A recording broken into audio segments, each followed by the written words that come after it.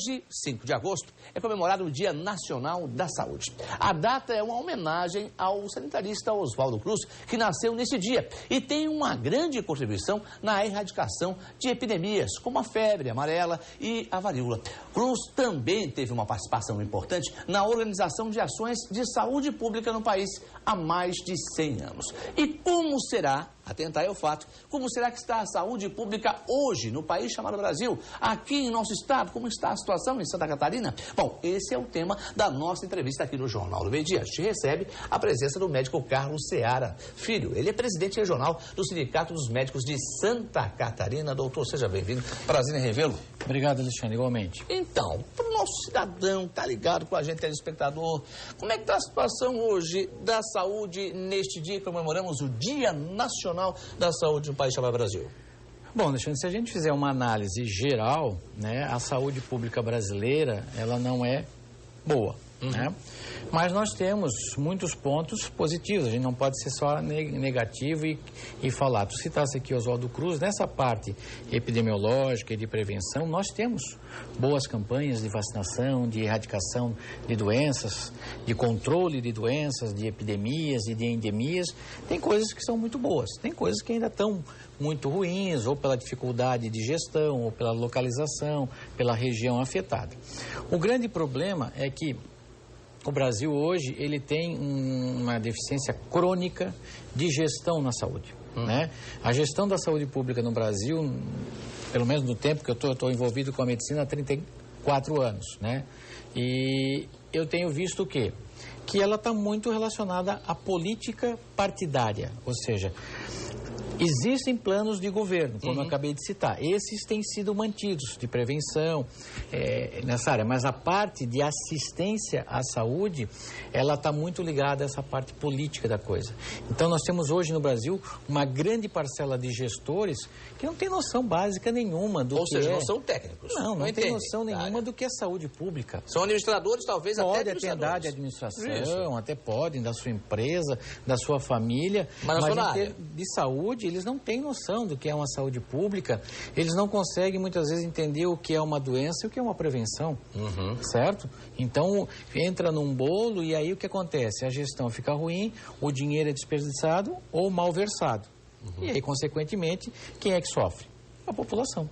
Certo. Né? Deixa eu lhe fazer uma colocação. O senhor fala de avanços na medicina, enfim, tivemos algo que interessante aconteceu ao longo desse tempo todo com relação à saúde. A parte administrativa, né? Ou seja, gestão. Mas o básico, como é que está esse negócio do postinho de saúde no AG, essas cirurgias eletivas, enfim, essa situação do SUS, que a tabela está ultrapassada já há mais de década. Como é que está essa situação? Porque o que acontece, hoje os hospitais filantrópicos, os que atendem SUS estão em Brasília, numa passeata questionando uma coisa histórica. Eu já fui diretor de hospital, de 2 hospitais, um grande e um médio aqui em Menal e em Curitiba. E o que acontece? A história de não remuneração, de má remuneração, já vem até, inclusive, antes do SUS. Veio decaindo da década de 70 para cá e a coisa só vem piorando. O governo, ele tem os números, certo? Do que é o básico e do que não é não básico. Só que ele tomou um caminho de investir na prevenção, nessas vacinas, esses tratamentos, vamos citar aqui o HIV, as doenças sexualmente transmissíveis, outras, certo? Mas esqueceu de trabalhar a prevenção, que é o mais importante. Correto. Porque a prevenção, Alexandre, ela vem numa coisa chamada educar o povo, certo? Certo. E nós, eu digo nós brasileiros, somos muito ignorantes em saúde. E isso é muito ruim, certo? Primeiro, a pessoa não sabe o que está sendo feito. Ela não tem noção do que prevenir, certo? Ela acha que esgoto não é saúde. Ela acha que lavar uma fruta não é prevenção à saúde, certo? Então isso começa nessa base, isso é a base. Deixa acontecer ter o sintoma para depois procurar o médico. Aí nós vamos entrar na doença, certo? Que é o que tu perguntou, a base. O que acontece? Hoje o governo, para apêndice, não vai desaparecer. Pelo menos todos os seres humanos que têm nascido, 99,99%, têm um apêndice. Então vai ter uma apendicite em alguém. E a remuneração desse procedimento é ínfimo. Não paga a refeição do dia. Qual é o valor? Hoje está em R$100 e poucos a equipe. Tabela SUS. Tabela SUS.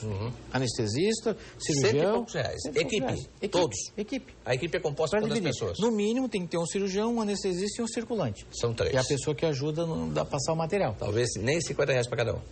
Não chega a isso.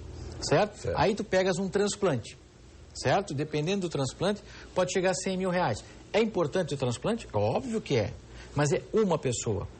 Com 100 mil, tu faria tanto... Aí o que acontece? O hospital de grande porte, ele consegue ter esse fôlego, porque o transplante dá, se não tiver nenhuma complicação, um retorno, grandes cirurgias, não só transplante, tá. Mas aquele hospital básico, aqui como tu colocaste esses dias na Vila Itopava, aqui de Pomerode, esse hospital foi só baixa complexidade, no máximo alguma coisa de média. Então o faturamento dele é baixíssimo, mas o custo dele é alto, porque é o mesmo custo. A capacidade do médico que opera o teu olho aqui no hospital privado é o mesmo médico que opera na Vila Itopava. Então a capacidade técnica dele é a mesma. Só que onde ele vai operar? Aqui. Porque a remuneração que ele ganha lá é muito menor e a condição técnica do hospital também é menor no caso de uma complicação. Doutor Carlos Ceará Filho, com a gente aqui no Jornal do Meio Dia, rapidamente, eu vou lhe fazer uma indagação. Recentemente teve um corte aí do governo, agora, semana passada, saúde e educação, verbas, não é? Sim. O povo brasileiro, nas pesquisas todas que são efetuadas, coloca a saúde como uma situação em primeiro lugar, com mais precariedade, com mais dificuldades no atendimento. De que forma mudar isso aí? É gestão profissional, qualificada, pessoas que entendem do setor? Não. Primeiro, o governo teria que ter a coragem e a capacidade de treinar as pessoas. Porque muitas vezes tu assinala porque todo mundo fala que é ruim. Se alguém disser que o teu restaurante é o melhor de todos, muita gente nunca foi lá, mas vai botar que é o melhor. Se tu disserem que o teu restaurante é o pior de todos, muita gente nunca foi lá e vai botar que é o pior. Então as pessoas estão falando de uma coisa sem conhecimento de causa. Sim. Começa por aí. Então essas pesquisas não são a realidade do Brasil. Começa por aí. Segundo, a gestão é muito ruim. Né? Eu vou dar um exemplo bem claro que a gente está questionando. O SAMU. Foi uma coisa que tu és da área jornalística, tu visse o começo do SAMU, era crítica em cima de crítica, problema. Hoje tem, mas a coisa diminuiu. Concorda comigo? Por quê? Porque foi ajustando e foi melhorando. E o povo foi educado a entender o que era o SAMU. Exatamente. Que era o momento. As duas coisas. Exato. Aí o que o governo vem agora? Vai descentralizar um serviço em 8 cidades do estado polos, como Blumenau, como Joinville, Chapecó, Lages, e quer levar tudo para Florianópolis. Qual é o argumento? Economia. Economia, simplesmente. Sim. Não é para melhorar a qualidade, é para economia. Eles alegam que vai melhorar, mas é impossível, não tem como melhorar. É a mesma coisa que um banco tem uma cidade com 8 agências, vai fechar 7 para economizar e vai botar todo mundo na mesma agência para melhorar a qualidade. E é algo que é essencial, doutor. Não conheço isso. Aí nós temos 39 secretarias regionais, com 39 gerências de saúde, com 39 assessor disso, secretário daquilo. Para quê? Por que não centraliza isso em Florianópolis e acaba com isso? Tenho certeza que a economia vai ser muito melhor e a gestão, porque qual é a estrutura de saúde que o Estado tem nas cidades? Muito pouca. Exatamente. A maioria é o município que faz a gestão, principalmente como Blumenau, que é a gestão plena. É um assunto que com certeza renderia muito mais tempo. Com certeza. Infelizmente está escasso já o nosso tempo aqui.